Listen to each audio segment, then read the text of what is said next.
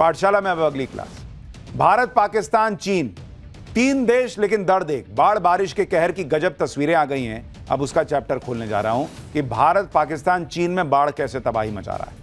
जून के आखिर में मॉनसून ने दक्षिण एशिया में तबाही का जो ट्रेलर दिखाया, उसने भारत, चीन और पाकिस्तान के कई इलाकों में कोहराम मचा दिया। और अब तो मॉनसून ने ऐसी रफ्तार पकड़ ली है कि आसमान से आफत ऐसी बरस रही कि लोग त्राहिमाम कर रहे हैं। भारत के पहाड़ी राज्यों में बादल फटने और लैंडस्लाइड ने तबाही मचाई है, तो पहाड़ों में हो रही बादल फाड़ बारिश से मैदानों में नदियां रौद्र रूप दिखा रही हैं। पाकिस्तान में भी कई इलाके पहले ही लगातार हो रही बारिश की वजह से बाढ़ से बेहाल हैं। उस पर भारत ने जम्मू कश्मीर में पाकिस्तान जाने वाली नदियों पर बने डैम के गेट खोल दिए, जिसने कुछ दिन पहले तक बूंद बूंद के लिए तरस रहे पाकिस्तान को पर डूबने का खतरा बढ़ा दिया है। उधर चीन में तो बाढ़ और बारिश ने पिछले 50 साल का रिकॉर्ड तोड़ दिया है। चीन के कई शहरों पर बाढ़ की मार पड़ी है। शहर के शहर पानी में डूब गए हैं। कई मॉल, शॉपिंग कॉम्प्लेक्स में पानी भर गया है। एक तरफ दक्षिण एशिया में मानसून की बारिश लोगों पर मुसीबत बनकर टूट रही है, तो दूसरी तरफ दक्षिण यूरोप के कई देश भीषण गर्मी की लहर से झुलस रहे हैं। आज पाठशाला में Bharat to Pakistan to China monsoon के कहर की डराने वाली एक तस्वीर दिखाऊंगा। यूरोप में भीषण हीट वेव के बीच पुर्तगाल में हैरान करने वाले घूमते बादल की तस्वीर दिखाऊंगा। लेकिन जो हो रहा है उसकी एक झलक देखिए।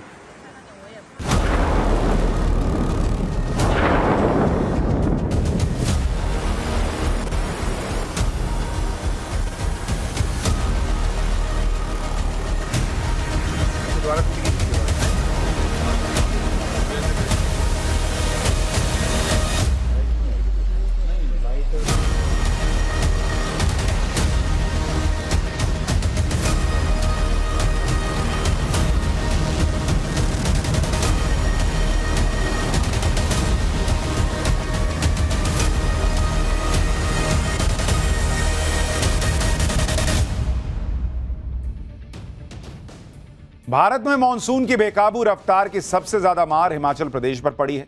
हिमाचल प्रदेश में पिछले 3 दिनों से मूसलाधार बारिश हो रही है और मंडी में तो एक ही दिन में 4 जगहों पर बादल फटने से तबाही मच गई। बादल फटने के बाद मंडी से गुजर रहे नदी नाले उफान पर हैं।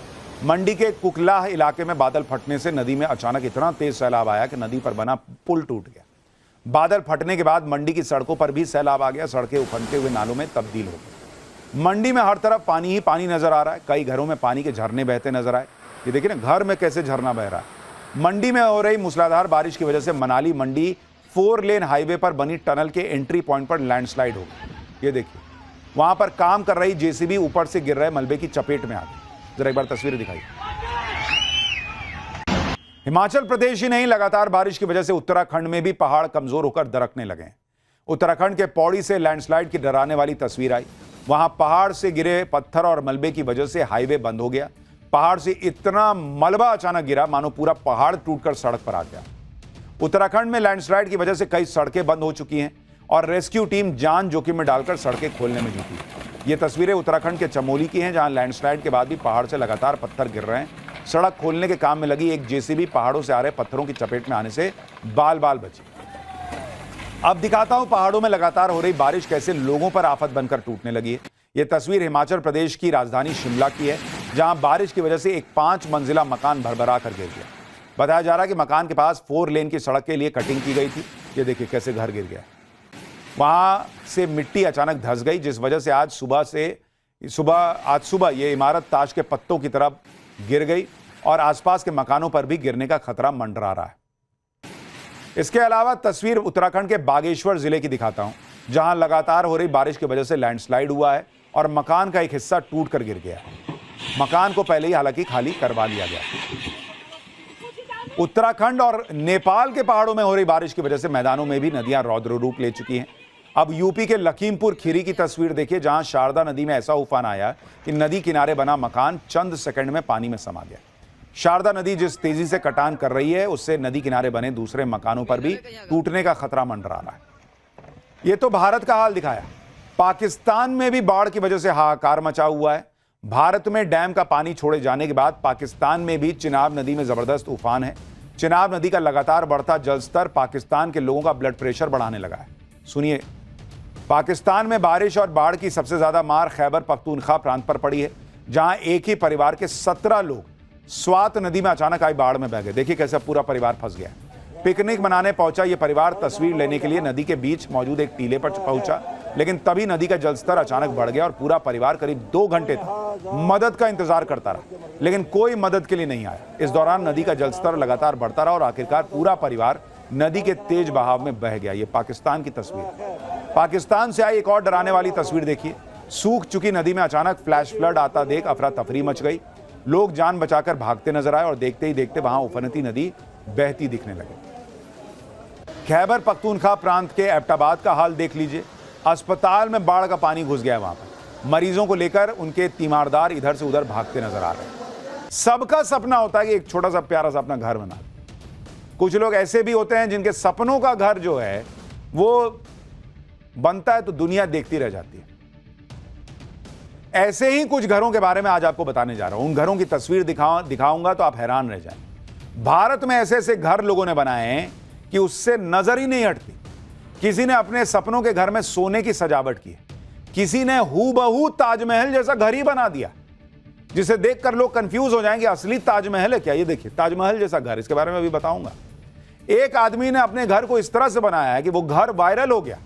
घर के अंदर असली सोने से सजावट की गई है। ये देखिए घर की सजावट में इतना सोना लगा दिया गया कि 2-4 फ्लैट तो घर में लगे हुए सोने से खरीदे जा सकते हैं। ये देखिए आदमी ढंग से सो ना पाए कि सफाई करते करते कोई ले ना ले। इसी तरह से एक इंसान ने अपने प्रेम को जाहिर करने के लिए ताजमहल जैसा घर बना लिया, जो एकदम असली ताजमहल जैसा दिख रहा है, बस छोटा है थोड़ा। ये दोनों घर आलीशान तो हैं ही, इनके मालिकों की जिंदगी भी बेहद आलीशान है, शानदार है और सवालों से घिर रही है। अब लोग पूछ रहे हैं इतना पैसा कहां से आया। सबसे पहले आपको वो घर दिखाते हैं जिसने सबके होश उड़ा रखे। ये घर मध्य प्रदेश के इंदौर में एकदम फिल्मी स्टाइल में बनाया गया है, जैसा फिल्मों में घर होता है। बेहद आलीशान घर के अंदर लंबा चौड़ा गार्डन, गाड़ियों के लिए बड़ा सा गैराज, सबसे बढ़कर घर की सजावट। इंदौर के इस घर को गोल्डन हाउस कहा जा रहा है, स्वर्ण महल, क्योंकि इस घर के अंदर असली सोने की सजावट की गई है। देखिए ना भाई, बिजली का स्विच सोने का है। वो वहां आपको छू के करंट नहीं लगेगा, देख के करंट लग जाएगा कि बाप रे बाप सोने का बिजली का स्विच लगाए हुए।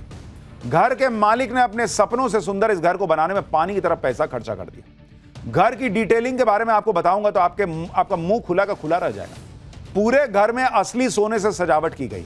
घर के झूमर सोने के, फर्नीचर पर भी सोने का काम, झूमर सोने का, घर में लगे पावर स्विच सोने के, लाइट पंखा चलाने के लिए सोने के स्विच हैं। घर की छत पर सोने का काम किया गया है। यह घर किसका है और घर को लेकर क्या क्या कहा जा रहा है वो आगे बताऊंगा। पहले इस गोल्डन हाउस की कुछ और तस्वीरें आपको दिखाता हूं। यह घर के अंदर का मेन एरिया है जहां घुमावदार सीढ़ियां बनी हुई हैं, जरा वो दिखाइए। घर के मालिक को फिल्मी घर बहुत पसंद है, इसलिए उसी तरह से घर को बनाया गया है।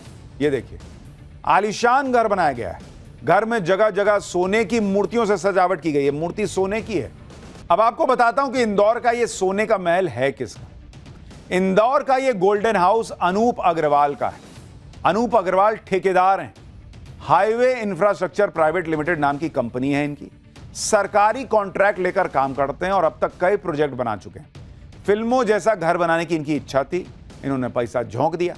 अब लोग कह रहे हैं कि सरकारी कॉन्ट्रैक्टर के पास इतना पैसा, इतना सब कुछ। अनूप अग्रवाल को सरकारी ठेकों से काफी मुनाफा हुआ कहा जाता है और उनके घर में दिख भी रहा है। अनूप अग्रवाल ने अपनी जिंदगी के बारे में क्या कुछ बताया, एक बार सुनिए, फिर दिखाता हूं इनका कार कलेक्शन जो और भी शानदार है। अनूप अग्रवाल के आलीशान घर में एक से बढ़कर एक शानदार कार्स भी। अनूप अग्रवाल के पास 1936 की विंटेज मर्सिडीज है।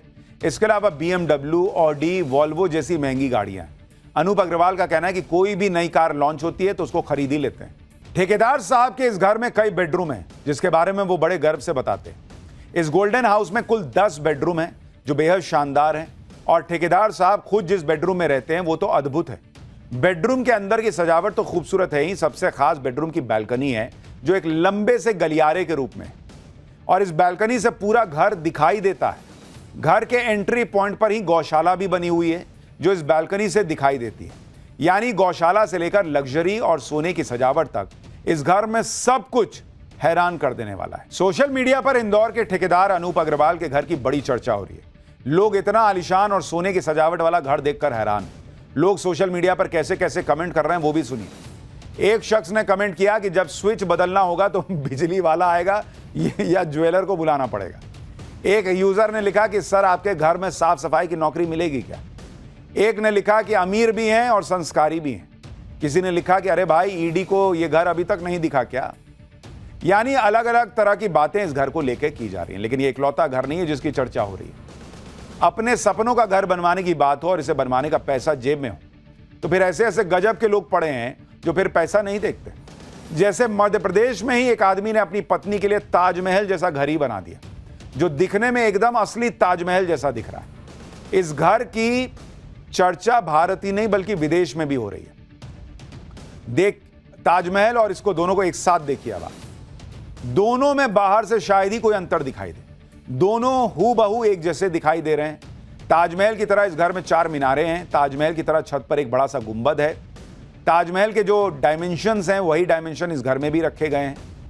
ये देख रहे हैं, ये आपको देख के लग रहा है ताजमहल, अरे भैया उसका घर है उस आदमी का मध्य प्रदेश में।